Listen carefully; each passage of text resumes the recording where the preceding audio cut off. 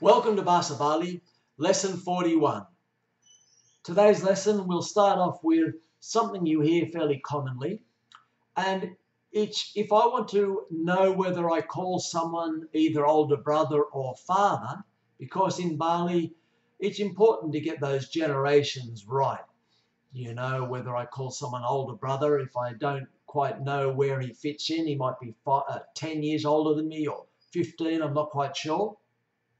So I'll ask, if someone's name is Made, for instance, I will ask, Tiang makenkenken Made? Mabli apa mabapa?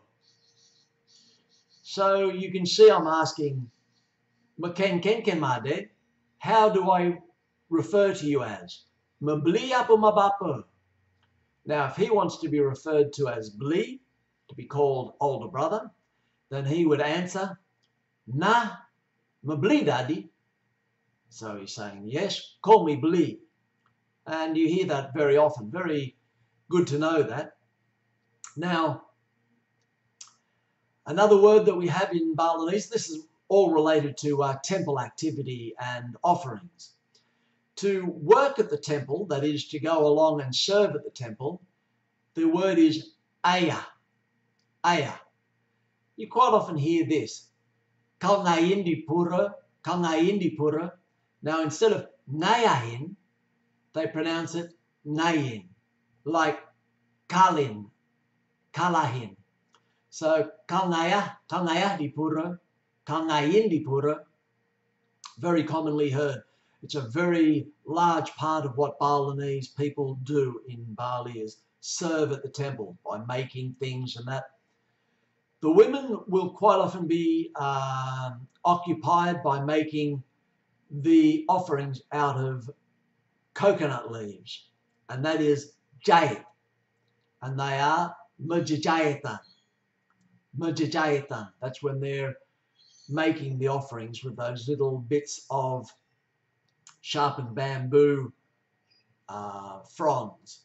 Very commonly they do that. Now, when they make larger offerings, those things that are stacked on top of one another of fruit and pig fat and all those other wonderful things, chickens, that is bantan. So if they're making that, that would be ngai bantan, ngai bantan. Sesajen is all the offerings, just a collective term for all those offerings. Now, the Balinese make those sesajen. They will place them, say, at a crossroads or in front of their doorways, which are places that are unholy, down on the road and in the dust, and they'll use things that they think the evil spirits will enjoy to try and propitiate or to alleviate the problem of them coming around and being pissed off. So they will use things like blood offerings, coins, cigarettes, alcoholic spirits, all those things that you would imagine that the evil spirits would enjoy. And we call the evil spirits the buta kala. Buta kala. The other offerings that they use for the supreme god, which is Sanyang Widi, they will place in higher places on shelves and things higher up, quite often in the northeast corner of the house, being the holiest direction. So you'll see them making offerings up high for Sanyang Widi and other gods that are higher up the order. Another word that we have in Balinese in Indonesian, hias, that is to make up, for makeup, is payas. So berhias is mepayas. For something that is ready for ceremonies and shows, pertunjukan, upacara, is belur. So something that you hear very commonly in Bali will go like this. Joget cuba, tonden belur, numa payas. So they're saying, has the joget started? Not yet. They're still putting their makeup on.